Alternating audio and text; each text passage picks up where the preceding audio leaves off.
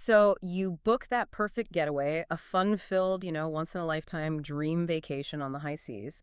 You're picturing yourself on deck, totally worry-free, just sailing towards paradise. And that dream is exactly what the industry sells, right? That glossy brochure. The perfect picture. Exactly.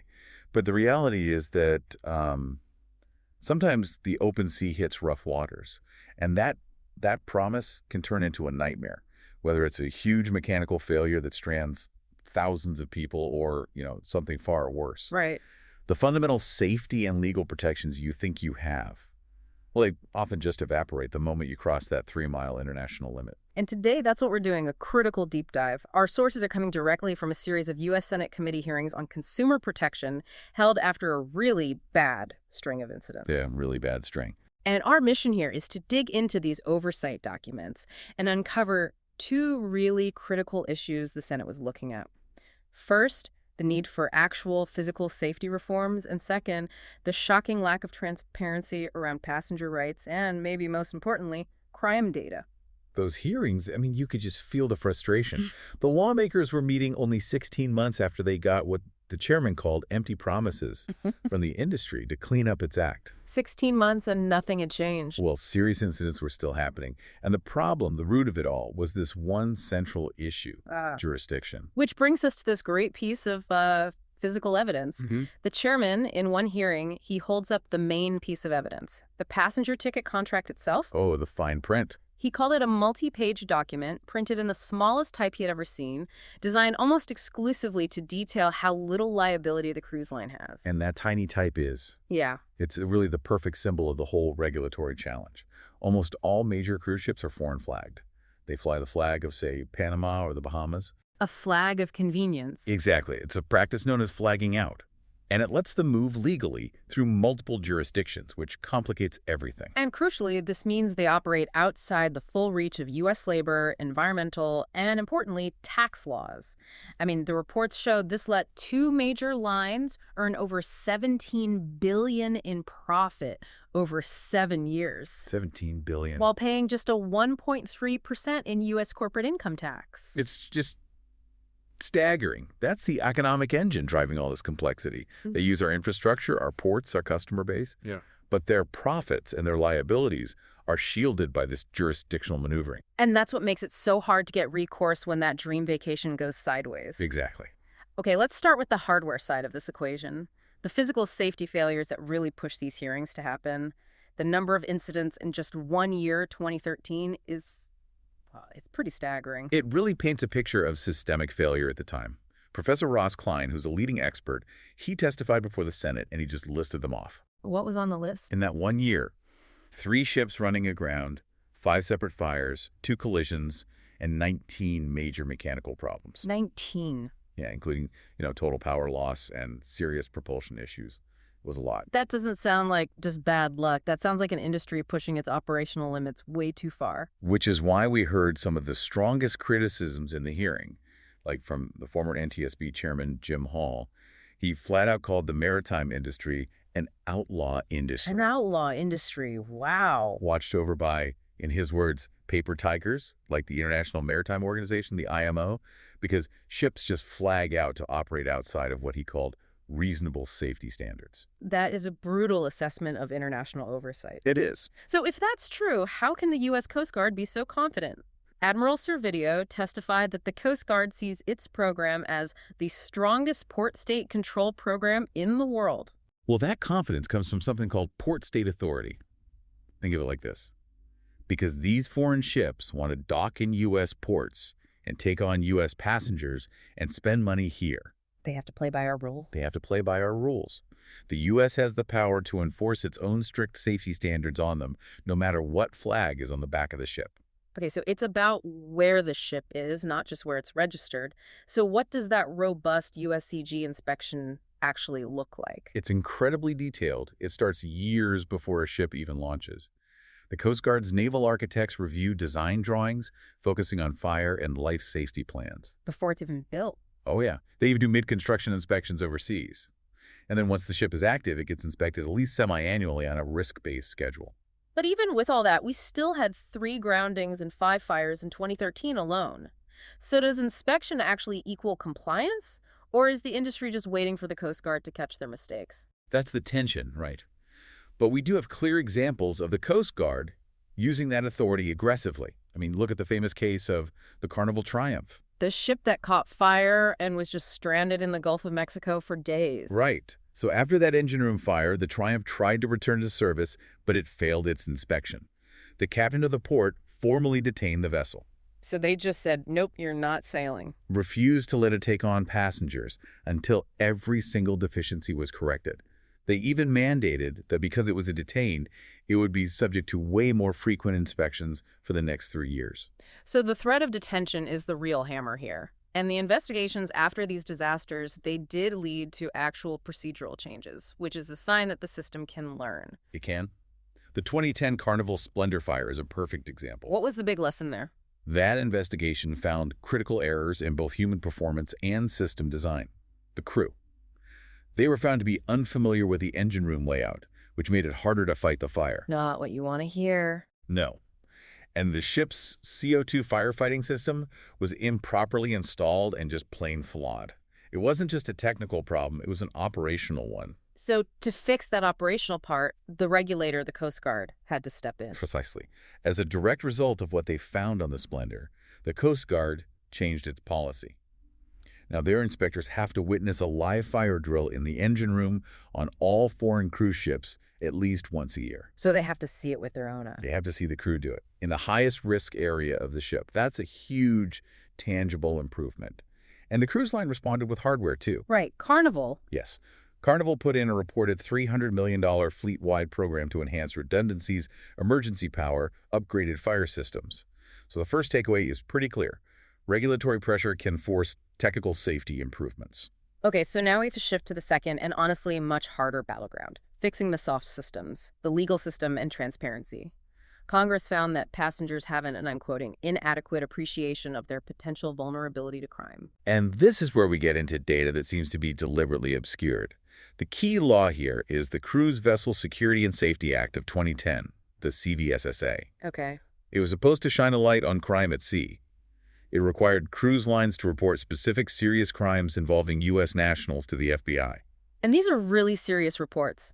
Homicide, suspicious death, kidnapping, assault with serious bodily injury, sexual assaults, theft over $10,000. Right, the worst of the worst. And then the Coast Guard is supposed to publicly post a statistical list of those alleged crimes. Supposed to. That's the legal requirement. But this is the aha moment from the Senate report that caused the most outrage. Let's just look at the numbers for 2011 and 2012, the first 2 years under the law. Okay, lay it out for us. Get this. In that time, cruise lines reported a stunning 959 alleged crimes to the FBI, and that includes voluntary reports, too. 959, reported to the Bureau. Correct.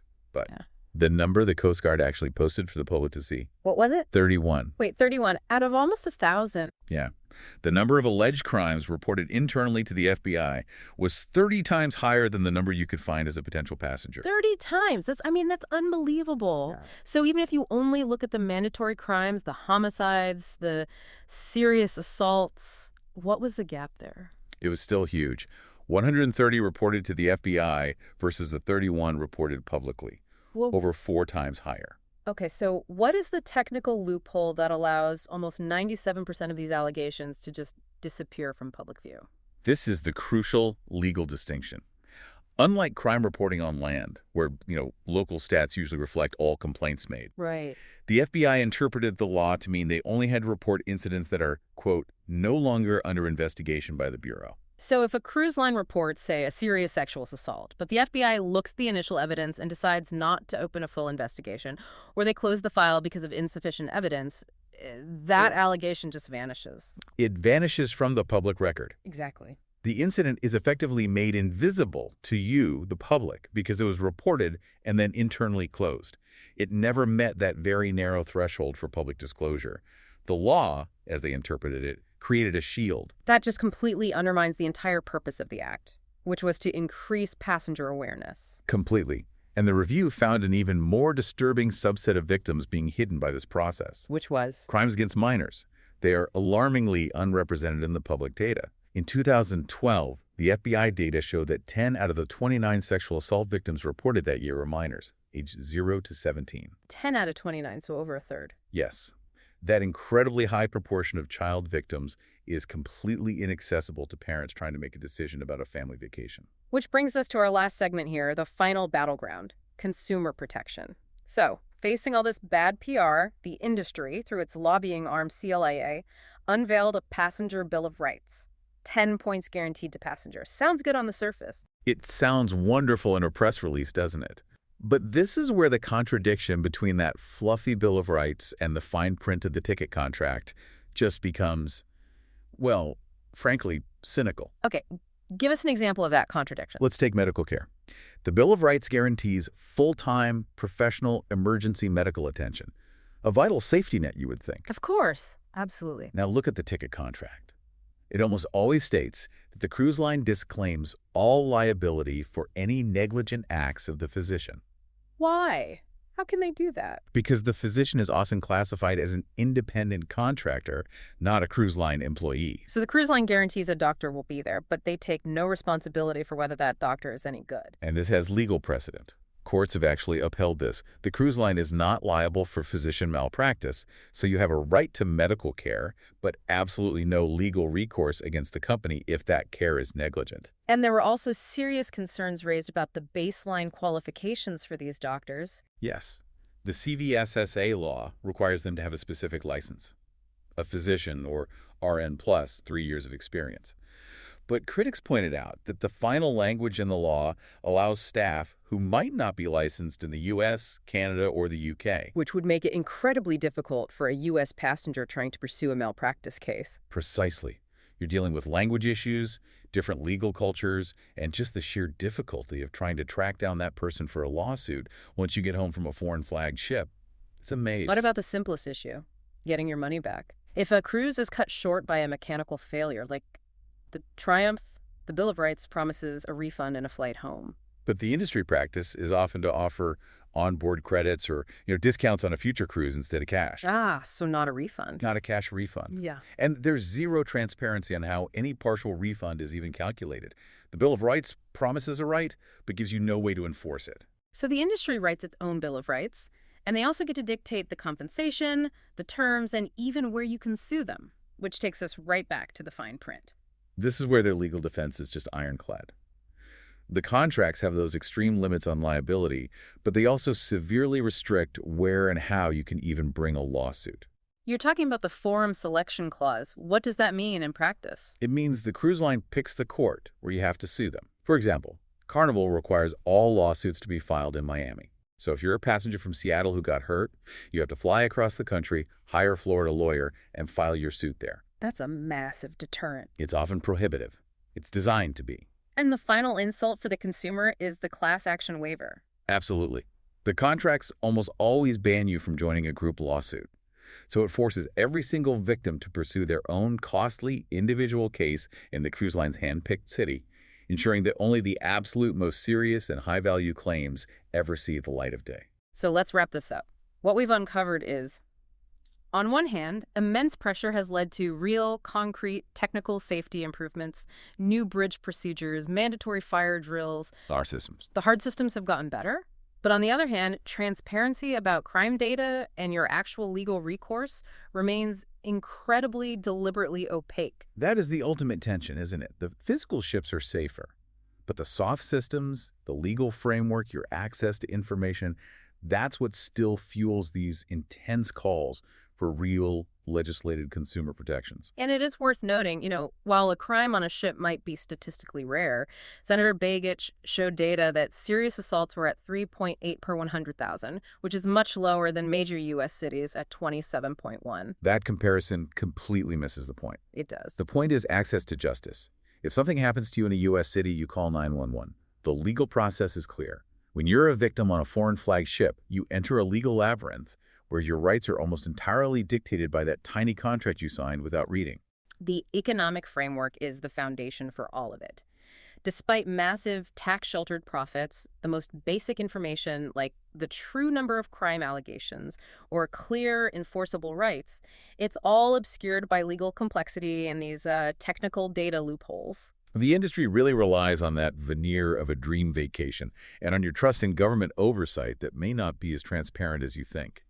So the crucial question for you, the well-informed traveler, is this. When you book that ticket, are you buying a dream vacation or are you simultaneously signing a liability waiver written in unreadable fine print, trusting that the information the government requires them to disclose is actually visible and meaningful to you? You really need to consider the economic and legal framework that governs your time at sea, because once you are outside that 3-mile limit, you are operating entirely on the cruise line's terms.